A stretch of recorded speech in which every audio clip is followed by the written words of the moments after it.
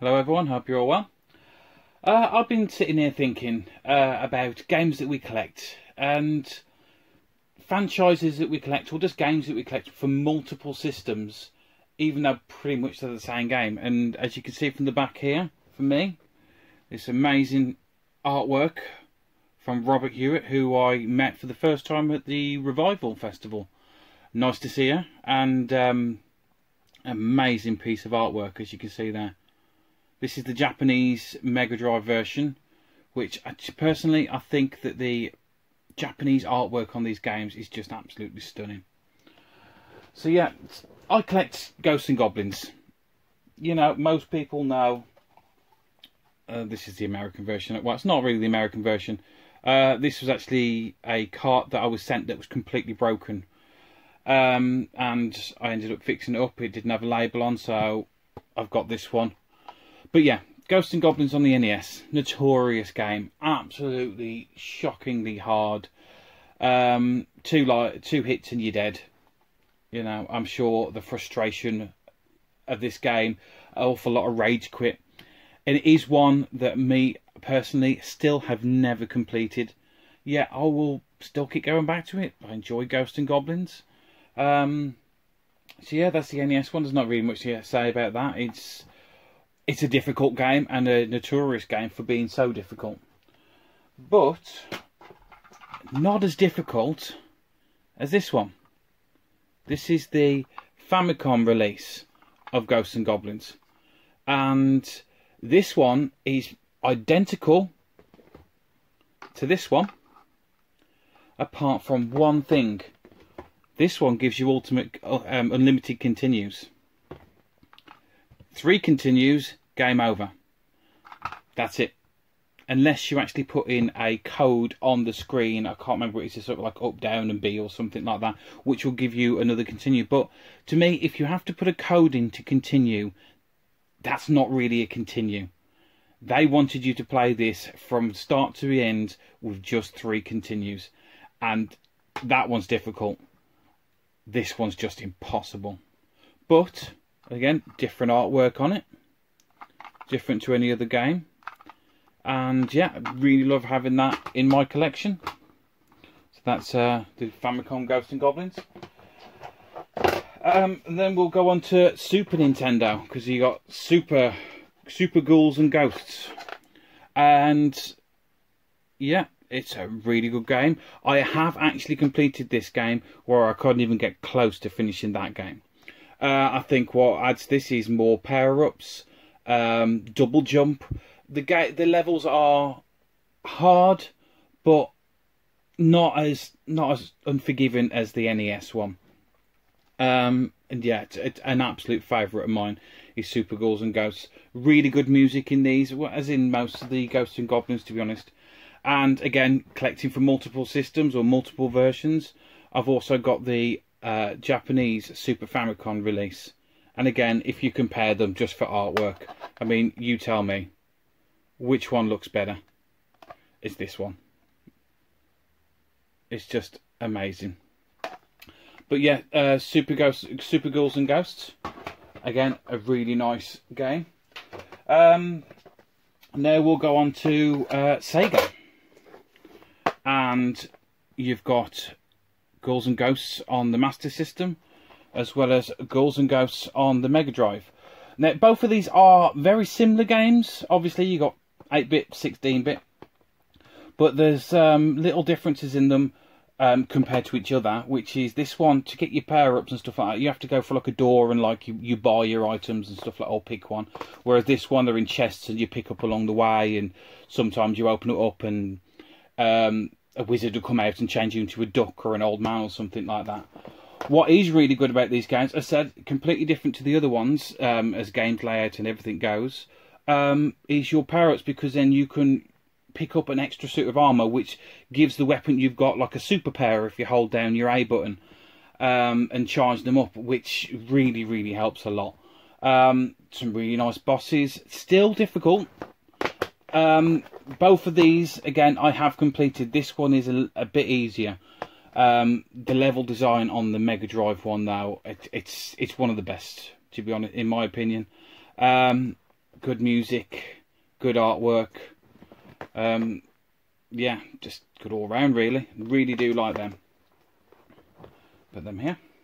And again, the cross buying different games for different systems is, I've also got the Japanese release, which I do like the Japanese cards.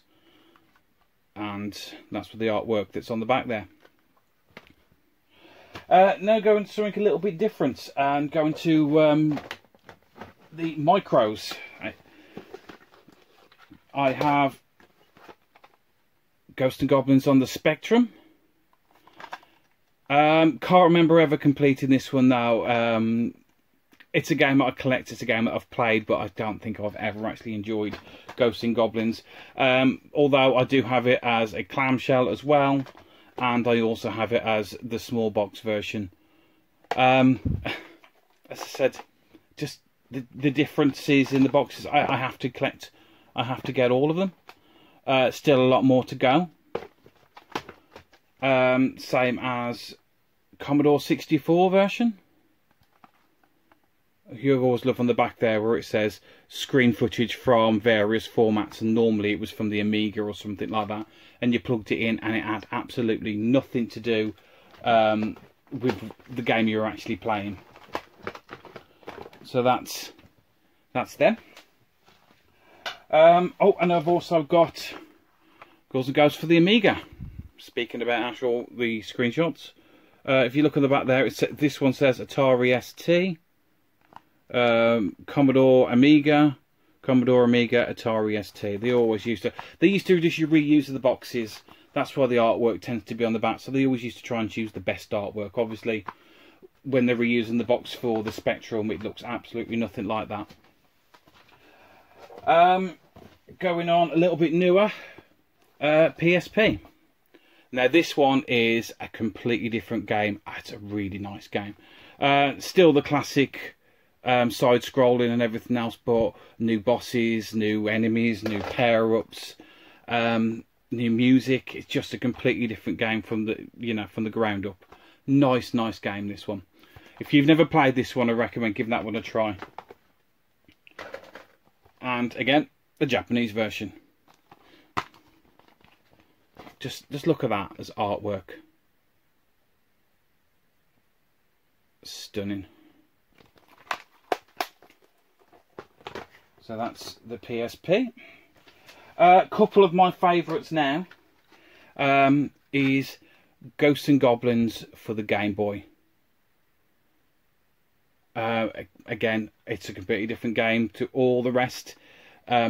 I don't know how people used to play this on like an original Game Boy. It's almost impossible. You have to have it with a backlight or play it in your Game Boy SP or something like that, because the sprites are so small.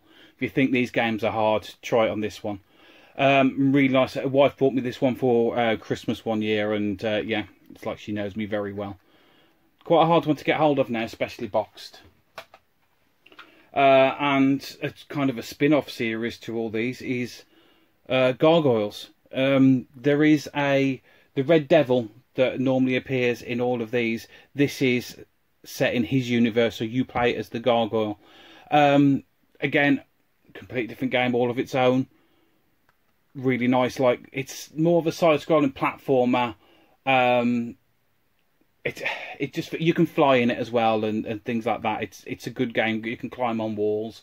It's nice to actually play the game from a different perspective, really. Then we got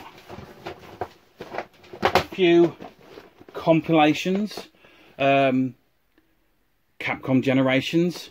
This one here, as I said, it's got a couple of different Capcom franchises on it, which including Ghosts and Goblins. And it has the NES version, the Mega Drive version, and the Super Nintendo version all on here. And playing on the PlayStation is actually a really nice way to play it, to be honest. It's the controls are really good. Yeah, you've got the booklet here, and it shows you the different games, your different power-ups and stuff for them all. I mean, Super Ghouls and Ghosts, he's got so many power-ups compared to like the first one. Yeah, I'm very happy to have that one in my collection. Pop that one there. And then the final two are just 8-bit micro compilations. So we've got like Chart Attack, which, as you can see down there, has just got a port of Ghosts and Goblins on it. The same as the Capcom US Gold Platinum Edition, which has got quite a few games, including Ghosts and Goblins. I tend to never actually load these up, but if I ever see a compilation with it on that I don't have, I will always pick it up and just put it in my collection. So yeah, this is my random obsession with Ghosts and Goblins.